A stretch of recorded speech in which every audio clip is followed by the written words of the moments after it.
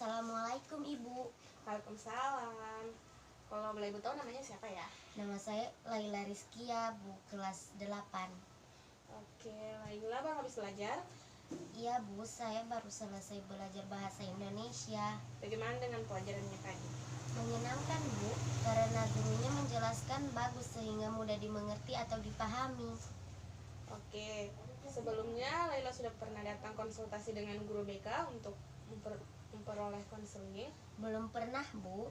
Oke, kalau begitu ibu akan jelaskan sedikit ya tentang apa itu konseling. Konseling itu adalah suatu layanan yang berusaha untuk membantu siswa yang sedang menghadapi masalah atau sulit mengambil keputusan agar dia mampu untuk memecahkan masalahnya atau mampu untuk mengambil keputusan yang tepat bagi dirinya.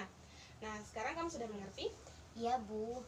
Oke, jadi peran ibu di sini sebagai konselor yaitu berusaha membantu kamu untuk menemukan jalan keluar atas masalah yang kamu hadapi. Lalu kamu sendiri sebagai konseli sebaiknya efektif, aktif dalam mengemukakan masalah dan latar belakang masalah serta mengkaji berbagai kemungkinan jalan keluar. Nah, sekarang kamu lebih paham? Iya Bu, saya mengerti dan saya berusaha aktif dalam konseling ini. Tapi saya tidak ingin kalau masalah saya ini diketahui oleh orang lain. Oh, itu kamu tidak perlu khawatir. Di sini ibu akan menjaga rahasia kamu. Sebab dalam konseling itu memiliki teknik-teknik, kode etik, serta asas-asas yang harus diterapkan dan dikuasai oleh konselor. Nah, salah satu asasnya itu asas kerahasiaan, dimana jadi jangan ragu untuk mengemukakan masalah kamu ya, tanpa perlu merasa takut untuk diketahui oleh orang lain. Syukurlah kalau begitu Bu. Lalu, apa yang kamu harapkan setelah konseling ini? Saya berharap agar masalah yang saya hadapi dapat teratasi dan menemukan jalan keluar yang terbaik. Begini, konseling ini membutuhkan waktu ya. Nanti pertemuan dengan durasi 45 menit. Bagaimana, kamu setuju? Iya Bu. Oke, baik, kita akan mulai konselingnya. Coba Ila ceritakan masalah apa yang sedang Ila hadapi. Begini Bu, saya merasa tidak percaya diri ketika tampil di depan orang banyak, apalagi ketika saya berpresentasi di depan kelas. Lalu bagaimana? Setiap saya tampil di depan kelas, saya pasti gugup dan bingung harus berkata apa. Rasanya tiba-tiba bibir saya menjadi kaku. Bisakah Ila menjelaskan lebih jauh tentang perasaan tidak percaya diri yang Ila rasakan? Saya gemetar ketika tampil di depan kelas, Bu. Saya juga merasa tidak percaya diri saat akan menjawab pertanyaan dari guru. Padahal saya hanya menjawabnya dari tempat duduk, tetapi saya tetap merasa gugup dan gemetar. Ini yang menyebabkan saya jarang bicara dan berpendapat ketika guru mengajar di kelas.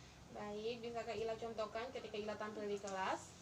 Bisa, Bu. Apa yang Ila lakukan ketika Ila merasa tidak percaya diri di kelas?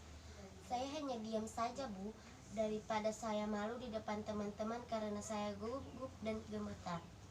Apakah dengan cara demikian Ila merasa senang dan nyaman di kelas? Tidak, Bu, tetapi saya terus berkepikiran. Mungkin Ila berpikir kalau segala sesuatu itu harus sempurna tanpa ada kesalahan sedikit pun. Apa demikian? Ya, Bu, saya orangnya memang seperti itu. Segala sesuatu harus yang saya kerjakan dengan sempurna, walaupun itu tidak mungkin. Mungkin ini juga yang membuat saya seperti ini. Kalau begitu, apa masalahmu tentang bagaimana bisa presentasi atau tampil dan menjawab pertanyaan guru supaya tidak gugup? Ya, Bu, dan saya bingung harus bagaimana. Setiap hari saya berpikir dan berusaha bagaimana caranya agar saya bisa percaya diri tampil di depan kelas.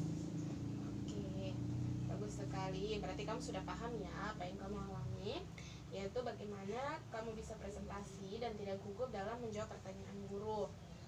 Ya, Bu, saya sangat ingin sekali bisa tampil percaya diri di depan kelas, tapi rasanya sulit sekali. Bagus sekali keinginanmu. Ibu sangat senang sekali mendengarnya. Lalu apakah sudah punya cara untuk mengatasi masalah tentang tidak percaya diri itu? Seperti kamu yang tidak percaya diri dan gugup saat presentasi dan menjawab pertanyaan dari guru? Saya masih bingung, Bu. Apa yang membuat Ila merasa bingung? Saya takut jika nanti saya salah saat menjawab pertanyaan guru atau ketika presentasi, saya takut nanti saya ditertawakan oleh semua teman-teman. Apakah sebelumnya sudah berusaha melakukan yang terbaik? Rasanya belum, Bu. Jika mencoba saja Ila belum, lalu kenapa bisa berpikiran negatif seperti itu? Nah, itu yang saya tidak mengerti, Bu. Baik, saya akan berusaha melakukan yang terbaik, Bu, agar saya merasa percaya diri presentasi dan menjawab pertanyaan guru. Baiklah, apa kira-kira rencanamu sementara sebagai pegangan atau kayak cadangan tindakan selanjutnya? Pertama, saya akan berlatih dan belajar dulu tentang materi yang akan saya presentasikan. Kedua, saya akan berpenampilan rapi sehingga saya akan merasa lebih percaya diri. Dan ketiga, saya akan berdoa dulu sebelum tampil agar saya merasa lebih tenang. Saya rasa itu yang akan saya lakukan, Bu. Bagus, Ila sudah tahu ya apa yang harus Ila lakukan.